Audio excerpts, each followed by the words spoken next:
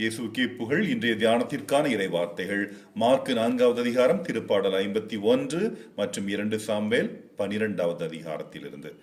முதல் 2 சாமுவேல் 12வது அதிகாரம் 10 முதல் 12வது இறை வார்த்தைகள் கூறுவது: நீ என்னை புறக்கணித்து இத்தியன் உரியாவின் மனைவியை உன் மனைவியாக்கிக் கொண்டாய்.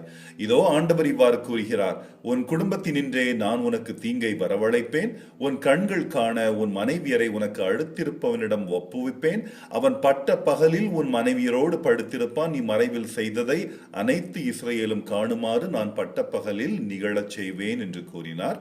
2 சாமுவேல் 12வது அதிகாரத்தில் 13, 16, 18வது இறைவார்த்தைகள் கூறுவது: தாவீது நாத்தானிடம், நான் ஆண்டவருக்கு எதிராக பாவம் செய்துவிட்டேன் என்று சொன்னார். நாத்தான் தாவீதிடம், ஆண்டவரும் உனது பாவத்தை நீக்கிவிட்டார், நீ சாக மாட்டாய். ஆயினும் ஆண்டவரின் எதிரிகள் அவரை இழிவாக எண்ணும்படி நீ இவ்வாறு செய்ததால் உனக்கு பிறக்கும் மகன் உறுதியாகவே சாவான் என்று சொன்னார். உரியாவின் மனைவி தாவீதிற்கு பெற்றெடுத்த குழந்தையை ஆண்டவர் தாக்க அது நோயுற்று சாக கிடந்தது.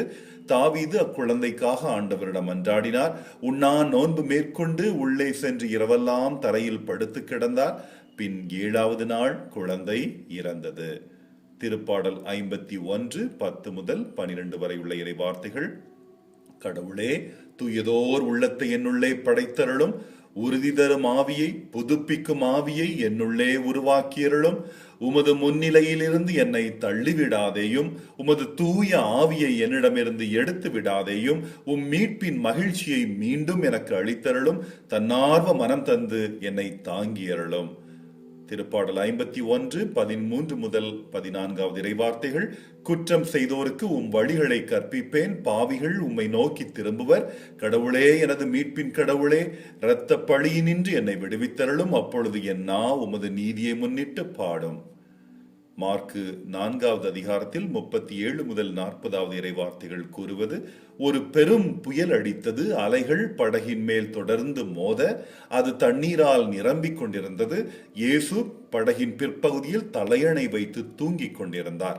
இயேசுவின் சீடர்கள், போதகரே, சாகப் போகிறோமே, உமக்கு கவலை இல்லையா என்று சொல்லி அவரை எழுப்பினார்கள். அவர் விழித்தெழுந்து காற்றை கடிந்து கொண்டார்.